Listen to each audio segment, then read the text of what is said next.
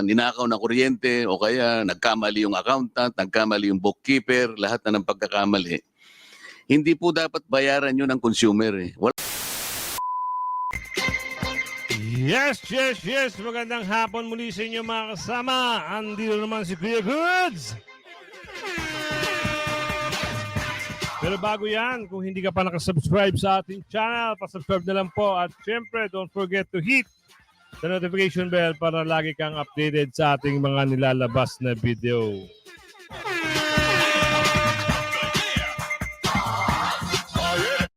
Ayan mga kasama, meron tayong pag-uusapan patungkol ito doon sa matapang na pagsagot ni Congressman Marcoleta dito sa ginawang hearing patungkol doon sa system loss.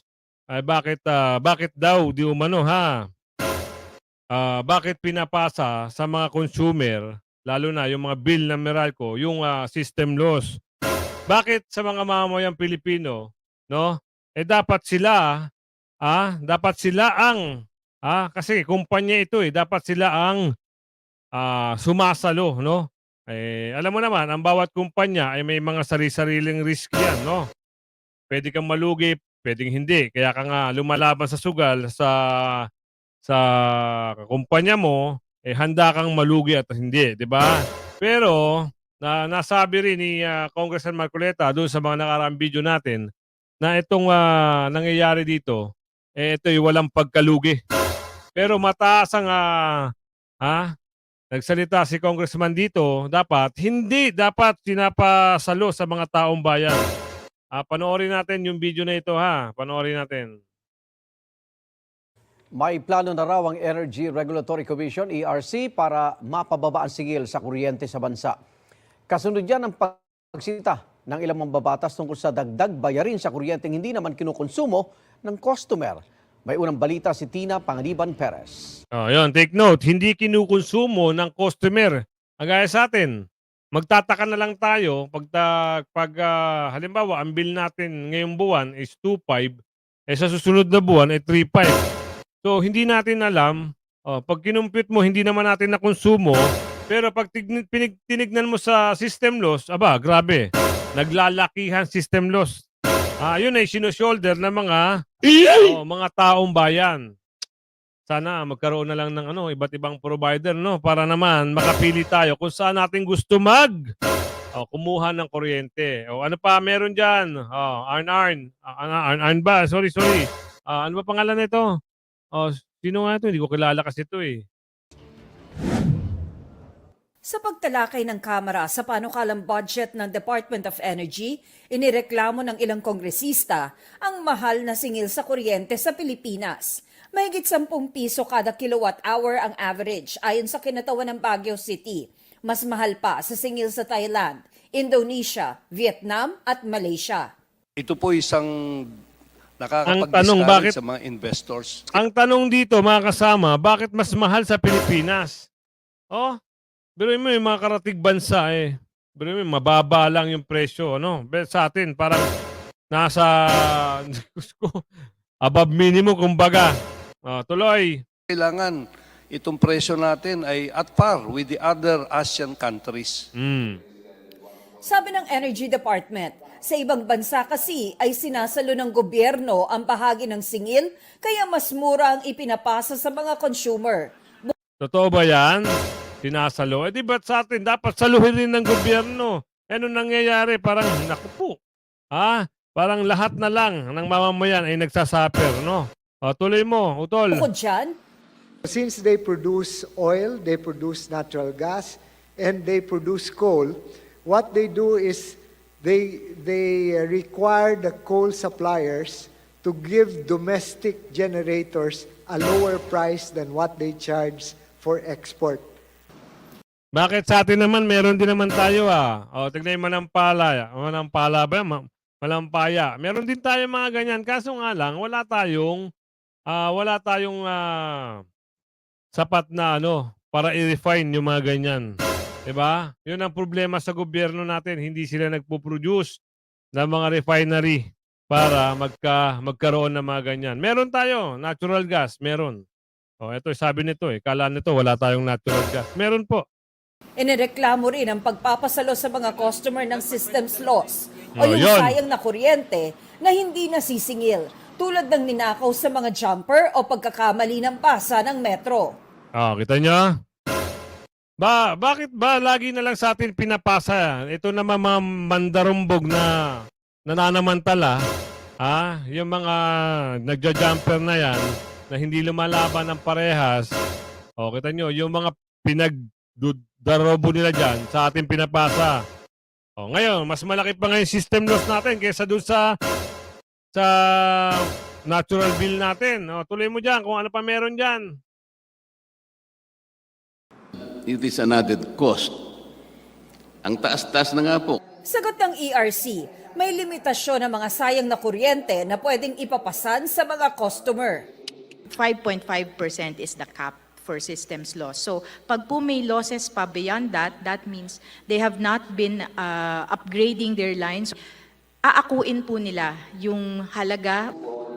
Pinag-aaralan na rin daw ng Diba? ERC Di ba may batas pala Dapat takuin nila. Ano nangyayari?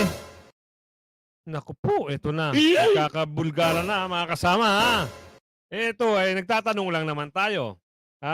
Meron naman palang batas doon. Pag sumobra, beyond that, yung cap, iaakuin nila. Ano nangyayari? Nake, ito na. Diyos mio, Marimar. Tuloy. Bistuhan na to Kakabistuhan na. Napakagaling talaga ni Congressman Marcoleta rito. Kong, ano pa meron dyan? ERC kung pwedeng exempted sa VAT ang systems losses at iba pang nasa electric bill. The study focused on particularly the possible exemption from VAT of systems loss, lifeline rate subsidy, and senior citizen discount subsidy. Tiniyak na So, yun lang pala. Ang PPD. So, ano pa ba meron dyan? Tiniyak pa ng alin? ng DOE at ng ERC na patuloy nilang sinisikap na mapababa ang singil sa kuryente. Katunayan, may mga reforma raw silang inirerekomenda at mga hakbang na ginagawa. Naku po. Kailan pa? Pag puti ng tagak, pag itim ng uwak. Pag puti ng uwak, pag itim ng tagak, ganun ba? Naku. Alam nyo, kung gusto nyo, pwede. Kaso nga lang, siyempre, iba-iba, nag-a-after na lang hindi natin masabi Nag-a-after doon sa system loss.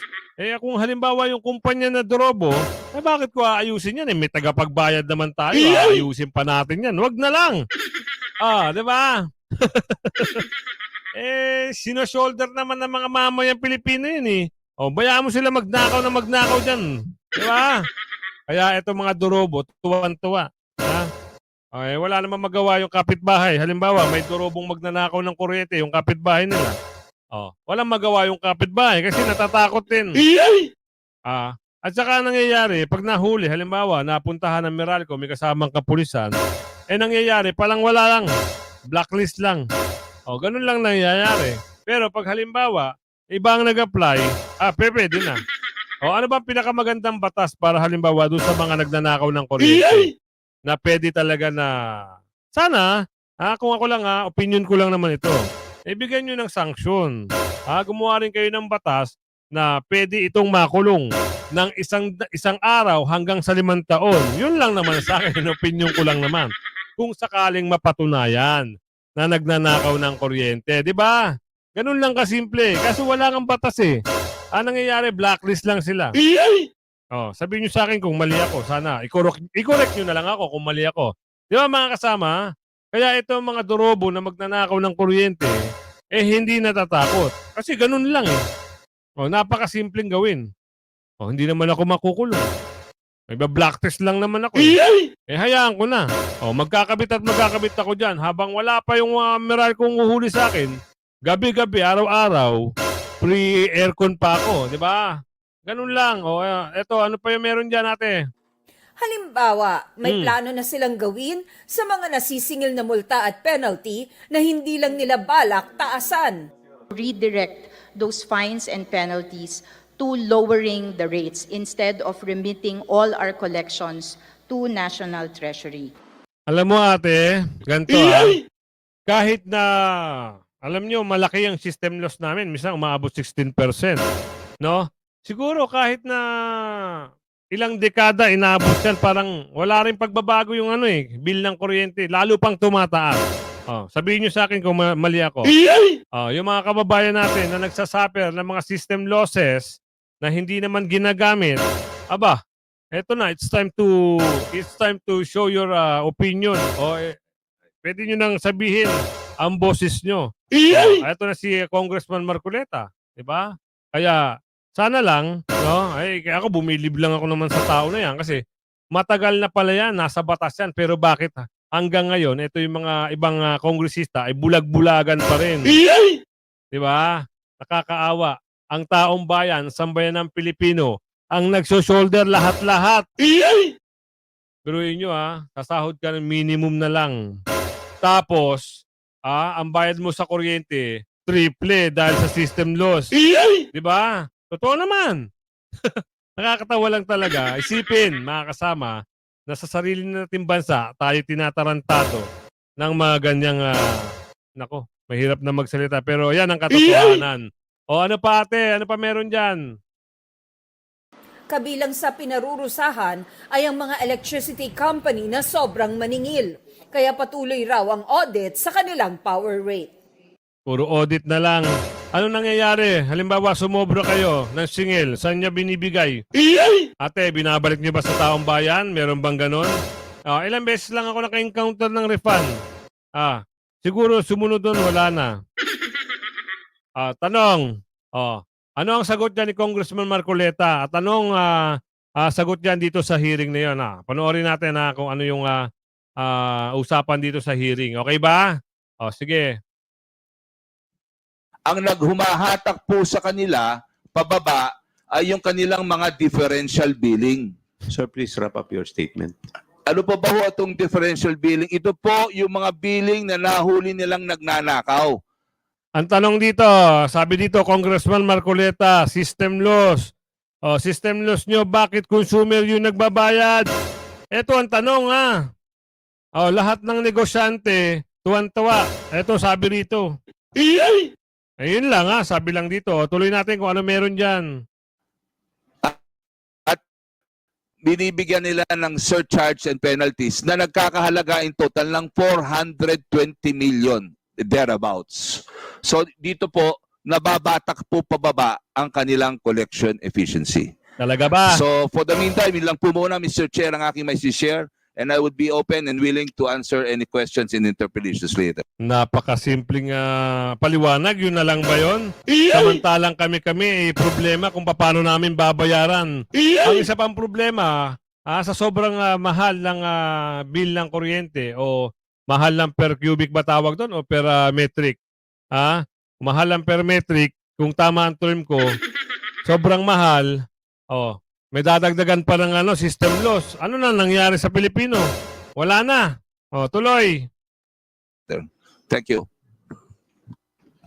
Yes, Honorable Rodante Marcoleta, do you have any point that you wish to share to the committee? Salamat po, Mr. Chair. Tama po yung sinasabi niya sa system loss. Ngunit si Mayor Dalipe makatutulong lamang po talaga effectively kung tutulungan din siya ng ERC. Yung po kasing non-technical, pangkaraniwan na po yan, ninakaw na kuryente o kaya nagkamali yung accountant, nagkamali yung bookkeeper, lahat na ng pagkakamali. Hindi po dapat bayaran yun ng consumer. Wala po. Tama. Kita nyo, narinig nyo, ulitin natin Hindi dapat bayaran ng consumer itong mga system loss. Tuloy mo, Kong. Yan, ninakaw na kuryente o kaya nagkamali yung accountant, nagkamali yung bookkeeper, lahat na ng pagkakamali. Hindi po dapat bayaran yun ng consumer. Wala pong kinalaman ng consumer doon. Sa akin pong palagay, legitimate risk po yun ng isang nagninegosyo. Hindi dapat ipabalikat sa mamamayan yung isang kawalan ng isang gumagawa ng kuryente na hindi naman niya pinakinabangan. Meron po tayong isang Supreme Court ruling. Yan. Maganda to. Itong binibigay ng mga batas na galing sa Supreme Court. Rules pala to, no? Binibigay ni Congressman. Makakatulong to sa atin para magkaroon tayo ng mga idea At kung halimbawa magkaroon tayo ng problema sa Meralco someday, eto, pwede tayong magsalita. At least may knowledge na tayo, di ba? O, tuloy mo, Congressman. Na lahat po ng expense ng isang distribution company na hindi po pinakinabangan ng isang consumer, wala po kayong karapatan na ipataw sa kanya because that one is unconscionable. Okay? So ang ERC po kasi, meron naman siyang mandato na kwentahin mo talaga magkano yung system loss na ipapataw mo. Mm. Bakit kasi kailangan maging 14%? Wow. O, kita nyo? 14%. Biruin nyo, ha? 14%. Nakakatawa, mga kasama. Yan ang dinadagdag every month sa atin. Nang itong nilulugmok lalo tayo nitong mga to. Ha? Hindi na nga natin alam kung saan tayo kukuha ng yung mga nakonsumo natin. Ayun, okay lang yun. Kasi kinonsumo natin yun eh. Pero yung hindi natin kinukonsumo, bakit ganun? Bakit hindi nila kayang alisin? Dapat matanggal yan. O kaya, mabawasan ng konti. Kahit konti na lang. Sana man lang. O, tuloy. Yun po sana itatanong ko muna, Mr. Chair, considering na talaga pong ang system loss ay isa sa balakid para sa ikabubuhay ng isang electric cooperative. Magagawa lang ni Mayor Dalipe at saka ni Majority Leader Dalipe kung ang ERC na po mismo ang tutulong sa kanila direkla o ang system loss natin, zero na lang. Oh. 'Di ba? Magandang panukala sana kung matutulungan nyo si Congressman Marcoleta na ito lang sa akin, para sa akin lang. Kasi buwan-buwan tayo nagbabayad ng mga system losses na yan. Pero sana ito, sa pamamagitan ng boses niya ngayon, na natatauhan na yung taong bayan, na tayo ay pinagluloko, niloloko lang tayo ng mga ganyang kumpanya. Mahirap magbanggit ng pangalan, pero kilala nyo naman siguro yun kung ano-ano yung mga yun. O, tuloy. Kasi hindi po dapat bayaran talaga ng ano yun eh, ng consumer eh. Kahit si Congressman Ernix, napapano, bakit nga naman kami? Bakit taong bayan? Hindi ba pwedeng wala na lang yan? Hindi naman kami. Ang dapat ginagawa nyo, kayo mga kumpanya kayo, sinusunsun nyo kung sino yung mga magnanakaw ng kuryente, yung mga durobo. At yun ay ayusin nyo, tanggalin nyo. Para mawala na yung system loss na yan. Pahirap lang sa taong bayan. O, totoo, di ba? Pahirap yan sa mga mamamayang Pilipino. Ilang percent? Grabe, 14. Hindi ko lang alam ngayon kung magkano na. Baka kunin ko yung bill ko ng Meralco dito. Baka mamaya umabot ng 16, 17 pesos. Tuloy natin. Ano po ang batayan ninyo? Bakit kailangan bayaran ng consumer ang isang bagay na hindi niya pinakinabangan? Yan ang tanong. Kahit ano pong industry ay meron pong risk. These are calculated elements of risk. Yan ang sinabi natin kanina, mga kasama. Sa bawat industry o sa bawat kumpanya, may risk. Kaakibat yan. Kaya ka nga nagnenegosyo, may kaakibat ka na, pwede kang malugi. Ito yung sinasabi ni Congressman Marcoleta. Pero ang nangyayari, wala nang risk. Puro na lang sila kabig. Yung risk na yun, tayo ngayon ang namumblema. Binabayaran natin yun every month. Bakit hindi nila kayang ayusin? Pero sana magkaroon ng yung parang kaagaw, competitor, no? Kalaban. Kung magkakaroon to ng kalaban, siguro ayusin nila yung mga problema nila. Kasi nangyayari ngayon, sila lang eh. Sila lang ngayon ang provider. Wala nang iba. Kaya wala tayong magawa. No? Tuloy. Dapat po na marirecognize ninyo, maski po insurance company na nag-i-insure ng risk, maski sila may panganib din, may tumitiklop ding insurance companies. Bakit po yung Meralco? Nabingkit ko naman ng Meralco eh. Nakakita ka ba ng isang industriya na walang risk? Bago po kayo nagpasya na gumawa ng kuryente, alam po ninyo may technical risk kayo.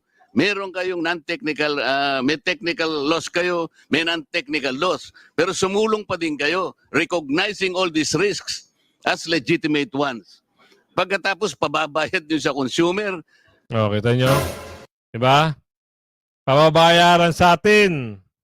Ngayon, alam na natin na tayo pinagluloko lang pala nito. Maraming hindi nakakaalam dito mga kasama at marami ding nakakaalam pero wala ring magawa ito eh. Kasi nga, pag nagreklamo sila, ang sasabihin sa kanila, sige maghanap kayo ng magpo-provide sa inyo ng kuryente. Pero kung halimbawa, mauso na yung solar talaga na may magaling talaga na na maggagawa at magme-maintain. Bakit hindi magso-solar na lang ako? 'Di ba? O tuloy. Ano nang pong katarungan nun? So ang ERC po, Mr. Chair, nasa mandato po nila na kwentahin nila talaga yon. Kung gusto nyo, ayaw nyo ng zero, o kahit siguro 1% na lang muna, maligaya ni si Majority Leader dyan. 1% na lang muna hanggang sa maging zero.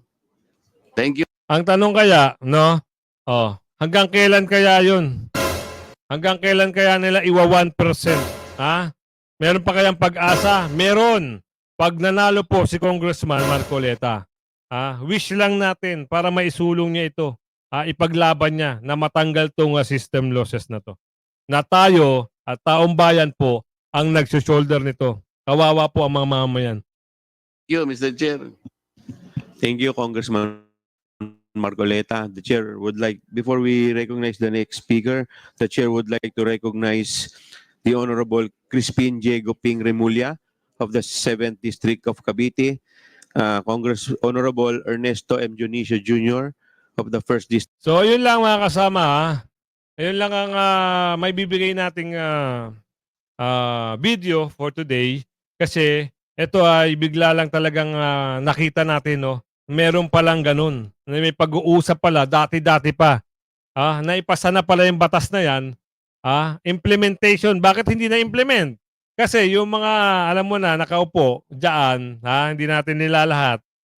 Alam niyo yung mga parang kabayo. Nakapiring yung mata. Bakit? Sandamukal na pera hoy nakapiring eh. Dito. Kaya hindi gumagalaw. Pero nga na sinasabi natin, pag si Congressman Marcoleta ay sumulong at nailuklok, ang mangyayari po dyan, yung lahat ng sinasabi niya dyan, for sure yan. Kasi wala siyang katulong eh. Walang tumutulong sa kanya. Laging niyang sinusulong yan. Laging niyang gustong topic yan. Pero itong mga, alam niyo na, wala. Parang walay na lang. Hayaan na natin yan. Matatapos din ang termino natin.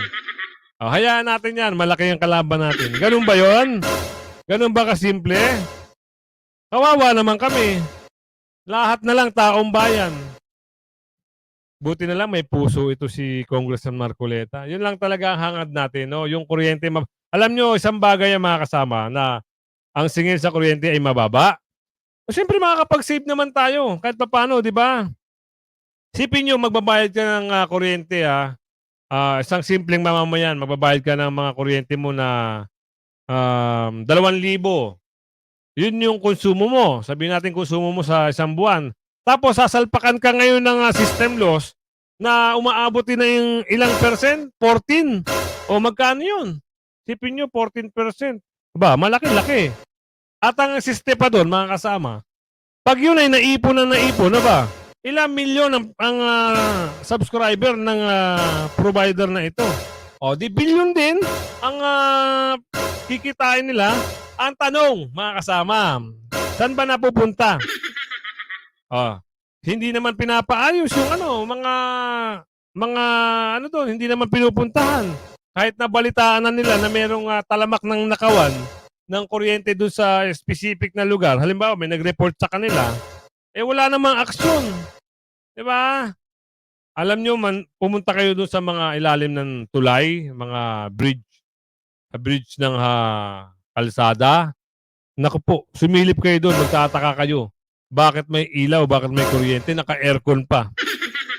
Diba? Yun ang tuntunin nyo. Para maubos-ubos na yung mga system loss na yan. Diba? Kawawa naman kami. Bilyonin ang kinikita nyo, tapos kami nagbabayad. Diba? Sobra naman ata yan. Yun lang ang atin, mga kasama, no? Sabi ko nga sa inyo lagi, piliin nyo yung mga taong iluluklok nyo. Lalo na, malapit na ang 2025. 'Di ba? Gamitin nyo yung boto nyo na maayos. Piliin nyo yung karapat-dapat. At itapon nyo yung trapo. 'Di ba? Alam niyo naman, maraming trapo sa Kamara. Ha? Maraming butiki. Yung mga tao diyan na yung mga baho nyo, naglalantada na. Bakit? Saan nakikita? Dahil diyan sa mga pinopost nyo sa social media account nyo. Nakikita tuloy ng mga tao kung ano yung milyon. Ngayon, hinahanap na nila. Aba, milyon yung bag. Aba, saan galing yan? Ang tanong. Yun na itanong ng taong bayan. Di ba? Sabi nga natin, kung hindi ka pa nakasubscribe sa ating channel, pasubscribe na lang po. At hit mo yung notification bell para updated ka sa ating mga nilalabas na video. Umabot na po tayo ng 5,200 new subscribers. Maraming salamat po. At syempre, isang like at subscribe po ninyo sa ating video. All goods na po tayo. Maraming salamat po at mabuhay kayong lahat. Bye-bye!